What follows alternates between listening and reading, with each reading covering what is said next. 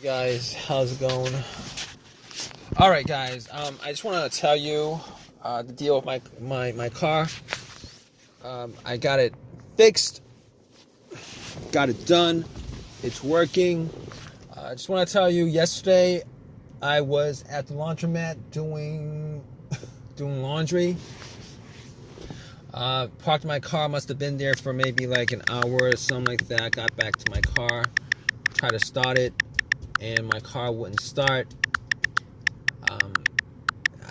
I was in there for an hour, so I was pretty sure when that happened.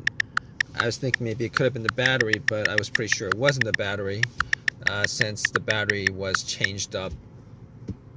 It was changed up a couple years ago, 2 years ago, and they should last at least 4 to 5 years. Anyway, regardless, I turned my lights on and I went out, checked out my headlights, see if they were bright or dim, and the headlights were pretty bright. So I was thinking it should have just cranked just a little bit. It should have just cranked just a little bit if the battery was low. But since the headlights were that bright, I was thinking maybe it's not the battery. It's probably not the battery. But regardless, I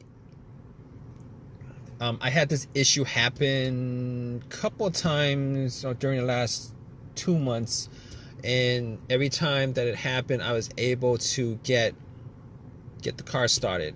It might have, last time I think I tried to start at least 7 times. Every time it click, click, click, and then on the 7th try, I was able to get it started. But here's the thing about it. I pretty much nudged the terminal on the battery a little bit when I got it to start. I think that was the reason why it started. I'm not 100% sure, but regardless, I put the hood up, went and inspected the battery. Now there was some corrosion on it, like a lot of white stuff, a lot of bluish white stuff on it. I didn't clean it last time, me being a little bit lazy on that, but this time around I was like, all right. I got some Coke, and I poured some Coke over the terminals.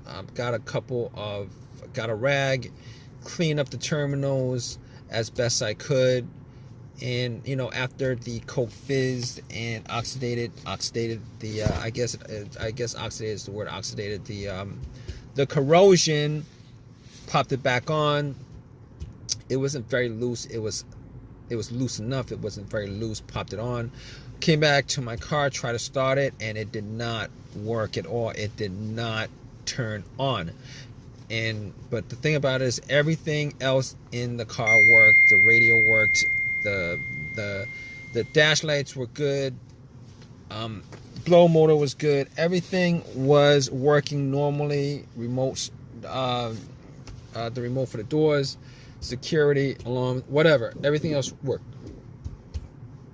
So at that point, I was pretty sure it was in the battery, but I wasn't 100% sure on it. So I actually went, got a booster pack, because I bought one from Walmart because of what happened last time with my car. I put the booster pack on the terminals, and the booster pack was at 100% when I put it on, and this would have at least cranked it up a little bit. I would have at least heard some movement, some sound from the engine. So basically, I put it on, try to start it, and it didn't do anything. It had the same thing. Heard a click. Tried it again, heard a click.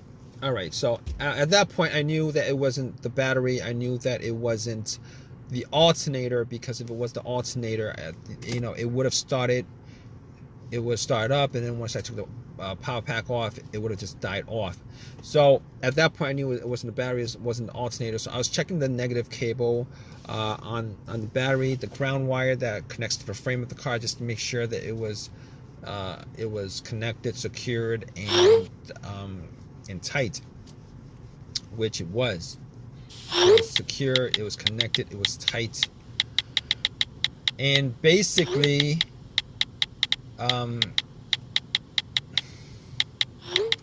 it was secured, it was connected, it was tight, and I don't think it was the ground wires that was the issue. So at that point, I was thinking, okay, I was troubleshooting the whole entire thing. It wasn't any of those things. I was hoping it was at least one of those things, so that it would have been an easy fix. Now, so basically, there's still a couple of things that I thought might have caused it. I did have an OBD2 scanner with me that I bought from Walmart because of, the last couple of times that it happened.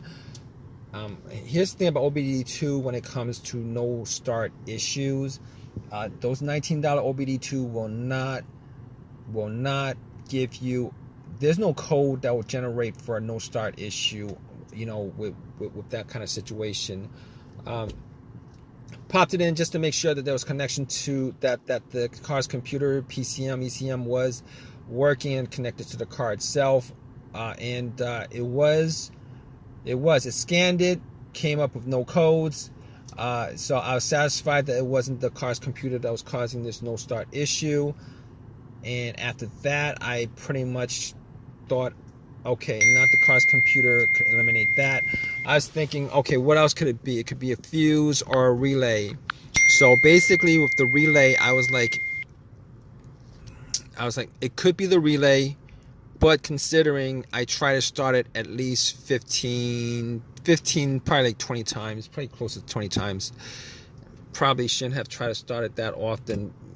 But anyway, I did try to start at least 15 times, and every time it would click. Every time it would click. Every time try to start it, click. Try to start it, click. Try to start it. I heard like a faint click. Now, basically, that click is the relay. The relay is normally what happens is that when there's a charge that goes through the relay, it causes, I believe there's like 2 voltage plate on the relay to connect to each other. It's kind of a magnetism that connects to each other, and that's the click. So basically, I could rule out the starter relay because that was the clicking sound was the relay going off. It's just that the engine wasn't cranking at all. So I could rule the relay out at that point. And after that, I was thinking it could be a fuse. It could be a fuse that's the problem. And I was thinking to myself, okay, I've had 2 instances where I've had a fuse, fuses that were blown, which caused a no start. One of them was a no crank, no start situation, a no crank, no start situation, where I had no power at all in the car. No power at all. It was as if the battery was removed from the car. No power at all. Turned out that it was the main fuse on that car. The main fuse. Now that was a Honda that I had. It was a main fuse, and this is common to a lot of Hondas that I had. It was a main fuse that blew. And the reason why I knew it was the main fuse because I had 2 screwdrivers, and I crossed up the middle portions of the rod on the screwdrivers, and it started up. So it was not. Obviously, the situation is not the same situation because I am getting power to everything. I'm getting power to everything, but it just wouldn't crank up. So I could cross that off the list. The next situation I had was with, I believe it was probably a fuse to the PCM or the fuse to the fuel pump that blew. I believe that was that situation, and essentially what happened was it was the car that I had it would crank, but it wouldn't start. It would crank, but it wouldn't start. So once I changed up the fuse, it would start up after that. Turn over, I mean. But unfortunately, I didn't have that. That's not an easy fix for this car, considering I have no cranking at all. I can't crank. There's no crank. All it does is make a click. It doesn't crank. It just makes a click. doesn't crank. So okay, so I could pretty much rule out those two fuse blown scenarios that I had previously. I could pretty much just rule those scenarios out,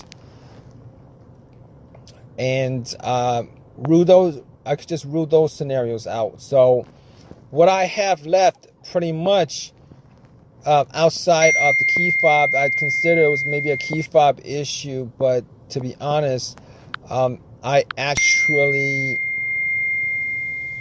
changed up the key on the key fob, and I didn't think it was an ignition issue. I didn't think it was an ignition issue. So I was thinking to myself, okay, it's probably the starter at that point. It was probably the starter at that point, considering it has all the symptoms of a starter going out.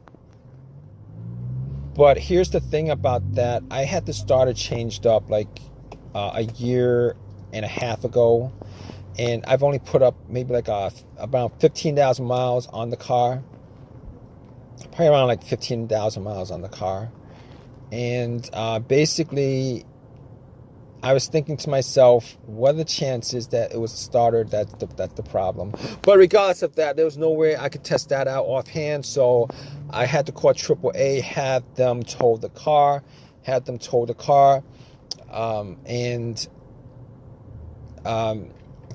home. Spent 2 hours waiting for AAA to tow my car home. And when I got back, I actually checked out everything, went through everything twice, 3 times, went through everything, checked out the fuse, all the fuses with a fuse tester. None of the fuses were blown. As far as the relay was concerned, I actually used a bump test with a pin to the 2 sockets on the relay.